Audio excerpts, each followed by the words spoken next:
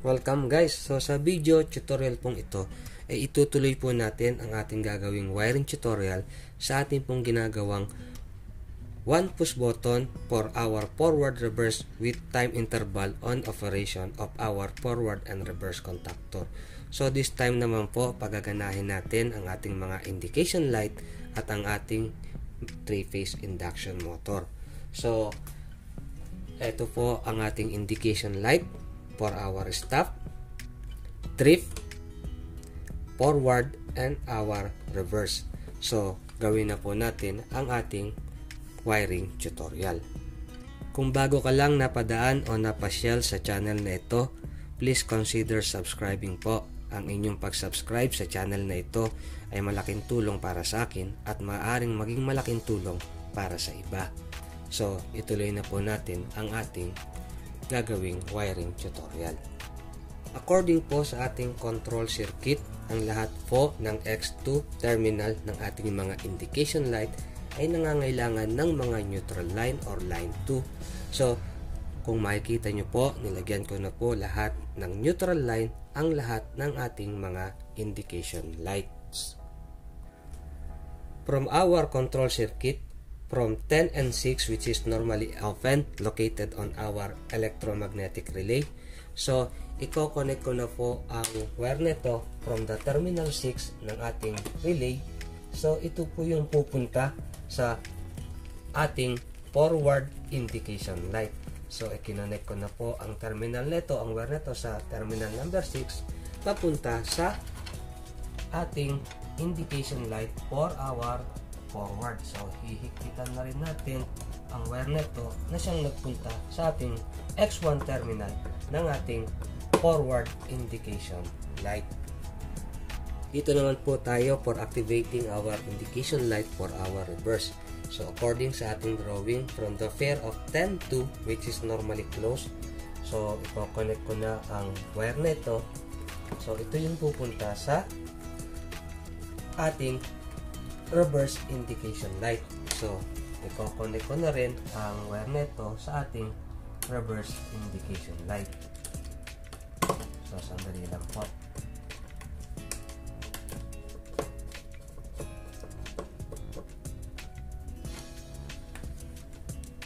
Ngayong tapos na tayo for our wiring of indication light for our forward and reverse indication light.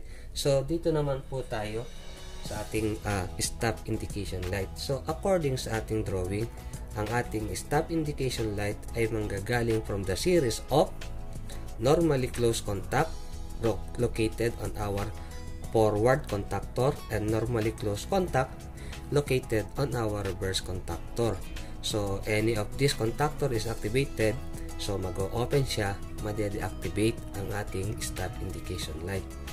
So, since nagamit na natin ang normally closed contact, auxiliary contact ng ating mga forward at reverse contactor, so ang natitira lang natin dito ay dalawang normally open auxiliary contact na nasa ating forward and reverse contactor, which is hindi siya pwede.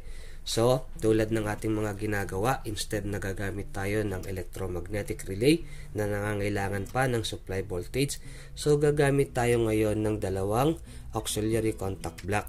So, ito po ay nilalagay lamang sa ating mga contactor.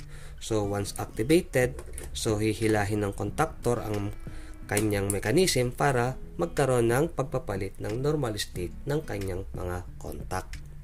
According sa ating control circuit, ang ating normally closed auxiliary contact block located sa ating forward contactor ay nangangailangan ng light supply from our circuit breaker. So since hindi tayo gumamit ng terminal block, so kung makikita nyo po, kinonect ko na yung wire neto sa ating line terminal ng ating circuit breaker. So i-connect ko na ang wire neto sa isang endpoint ng normally closed contact ng ating auxiliary contact block located sa ating forward contactor. So for the meantime, higpitan ko lang po muna. Mamaya may isasama pa tayo dyan. Another side of normally closed contact located sa ating forward contactor. So i-connect ko na ang wire nito. So sila yung magiging series connection ng isang side ng normally closed contact located sa ating reverse contactor. So ang natitirang terminal sa kabila, so ito na po yung pupunta sa ating stop indication light. So ilalagay ko na rin ang wire neto. So ito po yung directly na napupunta sa ating stop indication light. So kung makikita nyo po, nakakonect na siya. So ito na po yung last point na papunta o last terminal na siyang pupunta directly sa ating stop indication light. So ito po ang ating stop. So hihigpitan ko na rin ang wire neto sa ating stop indication light. Panghuli natin pagaganahin na indication light ay ang ating trip indication light. So according sa ating control circuit, so galing siya sa line terminal from the circuit breaker. So since this is line also, tulad ng sinabi ko kanina dito sa ating auxiliary contact block, so dito na lang natin siya ikukuha. So ihigpitan ko na po ang wire neto na galing din naman sa ating circuit breaker na naging supply ng ating stop indication light. So ito na yung dadalhin natin sa ating normally open contact ng ating overload relay, which is located sa ating thermomagnetic circuit breaker. So hihigpitan ko na rin ang wire nito sa normally open contact ng ating overload relay. So yung isa, ito na yung pupunta sa ating trip indication light. From the another side ng normally open contact na nasa ating overload relay, so higpitan ko na ang wire nito. Ito yung wire na pupunta to activate our trip indication light. So i-connect ko na rin ang wire nito sa ating trip indication light. So ang kulang na lang natin mga kalinya ay ang ating, kung makikita nyo, ang ating main neutral line na magiging supply ng ating mga indication light. So from this point, lalagyan natin ng wire papunta sa ating neutral terminal ng ating circuit breaker. Mga kalinya, inilagay ko na po ang ating main neutral line sa ating indication light, sa kauna-unang indication light. So ilalagay na lang natin o i-terminate na lang natin ang ating neutral supply line sa ating indication light sa ating circuit breaker. So tapos na po tayo on performing our main control circuit at activating our indication lights. So ang natitira na lang natin is ang power connection ng ating forward reverse and then connecting our 3-phase induction motor. So gagawin ko lang po yun para sa mas mabilis na wiring tutorial. So eto na tayo mga guys. So nilagyan ko na po ng 3-phase line ang ating control circuit na ginawa. So kung makikita nyo, so sa dami na ng wire, ewan ko lang kung ma-visualize nyo pa. So eto ang ating red facing, yellow facing, and blue facing. And from this point, dito po ako nagawa ng reversing connection. So nasa sa inyo po kung saan kayo nakakaluwag, tulad ng aking mga sinasabi. Kung pwede, dito kayo magre-reversing, or kung gusto nyo, dito naman. So nasa inyo pong pagdidesisyon. So lahat naman po yan tama. So from this point, from our line 1 na connected sa terminal 1, so dinala ko siya sa terminal 3 ng ating reverse contactor. Ang ating line 2, which is connected sa terminal 2, so ginawa ko siya same as terminal 2 sa ating reverse contactor. And then from the blue facing or line 3 which is connected on terminal 3 ng ating forward contactor, so pumunta siya dito sa ating terminal 1 ng ating reverse contactor. And from this point, naka-parallel siya as in red facing to red facing on L1 or terminal 1, and then yellow facing to yellow facing, terminal 2 to terminal 2, and then blue facing to terminal 3 to terminal 3, kasi dito nga po tayo nagkaroon na ng reversing. So pagka gumana ang ating reverse contactor, so reverse facing ang ibibigay niyang supply sa ating 3-phase induction motor. Switch on ko na po ang supply ng ating control circuit.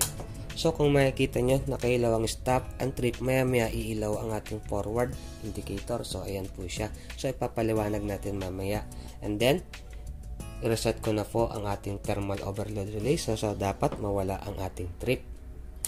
So ang natitira ay ang stop at forward indication light. So bakit po tayo mayroong selector switch? So ito po ang nagka-cut off ng ating A2 terminal ng ating forward at reverse contactor. So ibig sabihin po, kung ang desired operation nyo is forward, so pwede na po nating i-switch on ang ating selector switch para masupplyan na kagad ang A2 terminals ng ating forward contactor. Or halimbawa, ang kailangan nating operation on the first minute of our work is reverse operation or reverse rotation ng ating kung ano man yung load ng ating motor. So press po muna natin ang ating push button and then wait for a time interval. So naka-ready na ang ating reverse rotation or reverse operation ng ating 3-phase induction motor before nating i-switch on ang ating selector switch. So for example, kailangan natin ng reverse rotation on the first minute of our work.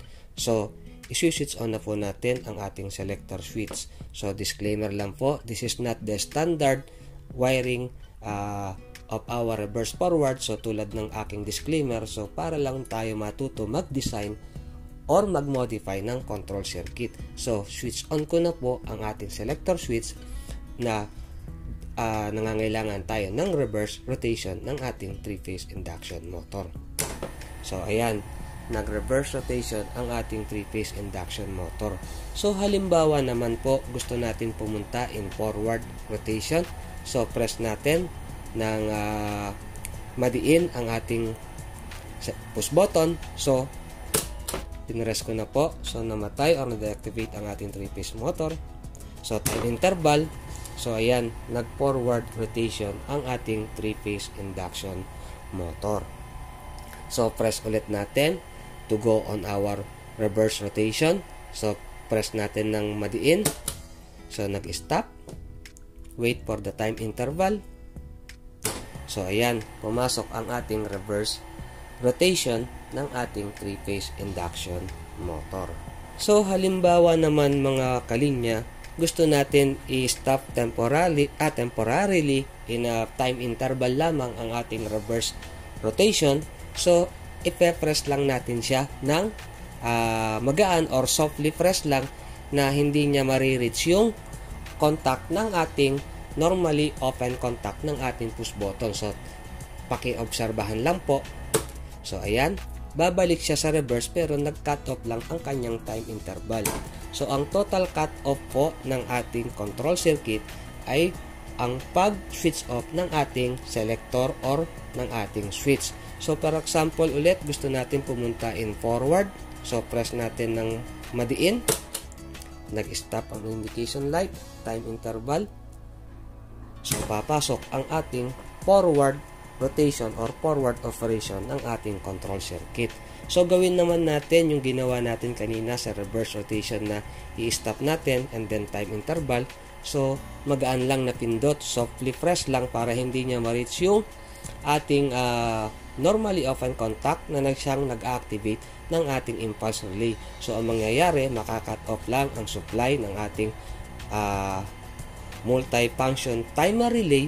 So, mag-i-stop siya and then ibibigay niya ulit yung time interval na nakaset sa kanyang 5 seconds. So, stop. So, babalik siya ulit in forward rotation. Nag-stop lang siya in few minutes. So, sana po nakatulong po sa inyo ang wiring tutorial na ito.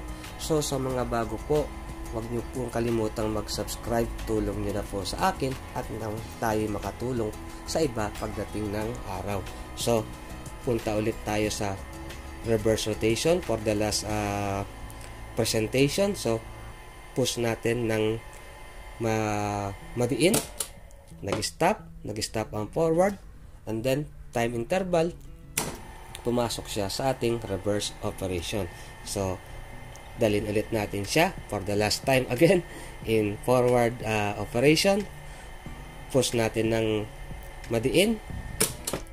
So, time interval from reverse, pupunta siya sa forward operation. And then, ito po ang ating stop.